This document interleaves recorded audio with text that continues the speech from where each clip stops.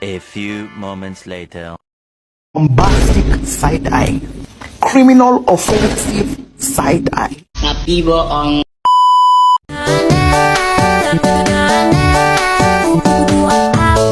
Mau beli kamu yang kasih tinggal Bang Dika. Mau beli.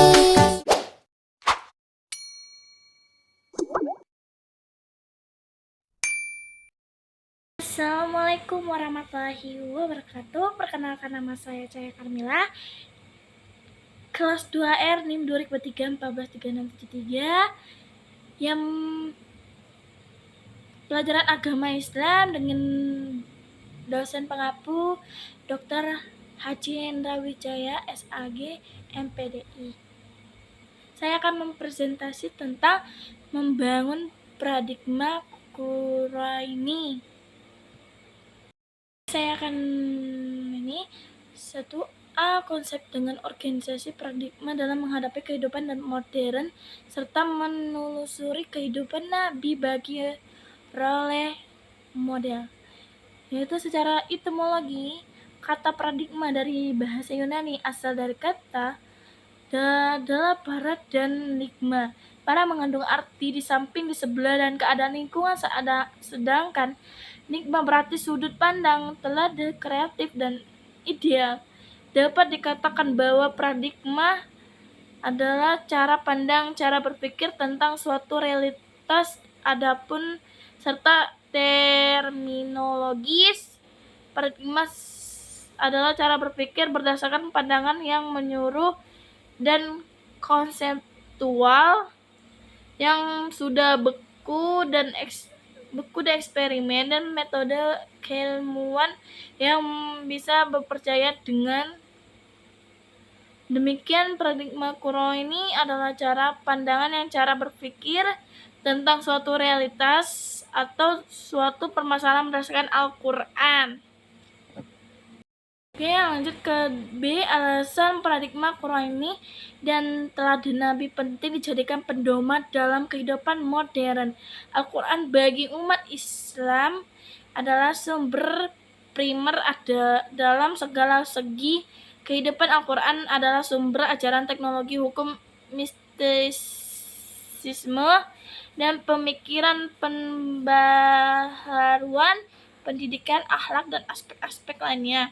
Tolak ukur benar, salah, baik, buruk, dan ibadah jelek jika mencari sumber lain dalam menentukan hal tersebut, maka seorang dianggap tidak konsisten dalam berislam.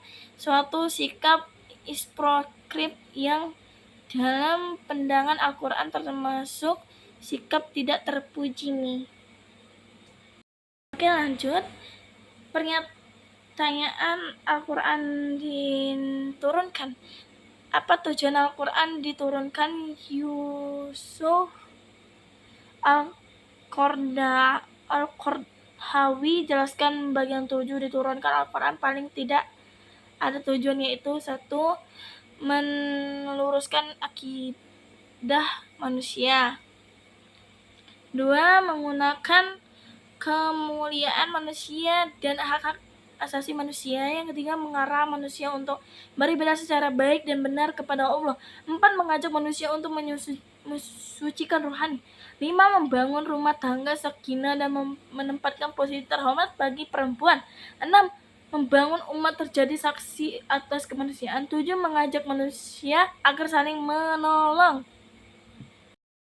C. Sumber historis dan sosiologis, teologis, dan filosofis tentang Al-Quran, Sunnah Nabi, dan ijtihad permasalahan dunia modern. 1. Sumber historis Al-Quran. Al-Quran adalah sumber historis sejarah yang paling utama bagi umat muslim. Al-Quran melihat masa kini, masa depan, dan masa lalu.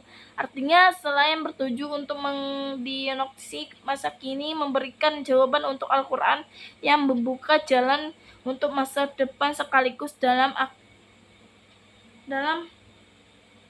ukuran yang sama untuk memperbaiki masa jalan untuk masa depan sekaligus dalam ukuran yang sama untuk perbaiki masa lalu. 2. Sumber sosiologis Al-Quran. Ilmu sosiologis terkandung dalam ayat-ayat Al-Quran mengajarkan nilai-nilai humanisme yang tinggi, HAM, kesetaraan, kebebasan, dan keakhlakan yang baik antar sesama. 3. Sumber filosofis Al-Quran. Al-Quran adalah sentral bagi perkembangan filsafat Islam. Yusuf Musa bahkan dalam Al-Quran wa al-falsafah bahkan memandang Al-Quran faktor utama sesudah persentuhan kaum muslimin dengan karya-karya Yunani. 4. Sumber teologis Al-Quran. Sering dengan majunya peradaban umat Islam dan berakhirnya generasi terbaik dari umat ini, yaitu sekitar abad ke-3 Hijriyah, maka munculnya berbagai pemahaman dan penafsiran terhadap Al-Quran. Secara tidak langsung, peristiwa terbunuhnya Khalifah Utsman ibnu Affan pada tahun 34 Hijriah 654 Masehi yang kemudian digantikan oleh Khalifah Ali ibnu Abi Thalib. Menurut Hanafi, peristiwa tersebut menjadi pemulaan pemecahan umat Islam yang sangat mempengaruhi terhadap pemahaman teologi mereka. Oke, yang keempat, Sunnah Nabi sebagai peris pengembangan paradigma Qurani. Sini ada di belakang. Terus yang kelima adalah ijtihad sebagai basis pengembangan paradigma Quranik di belakang. D. Membangun argumen tentang paradigma Qurani dan urgensinya dalam menghadapi permasalahan modern. Memahami kembali pendapatan yang pernah disampaikan oleh Shakib Al-Selan dalam bukunya terhadap kata mengapa umat Islam mundur sedangkan non-Islam maju. Penulis buku itu menyimpulkan bahwa umat Islam mundur karena mereka meninggalkan ajarannya, sedangkan non-Islam maju justru karena mereka meninggalkan ajarannya. Presentasi saya sudah selesai. Terima kasih atas semuanya. Saya pamit undurkan diri. Assalamualaikum warahmatullahi wabarakatuh.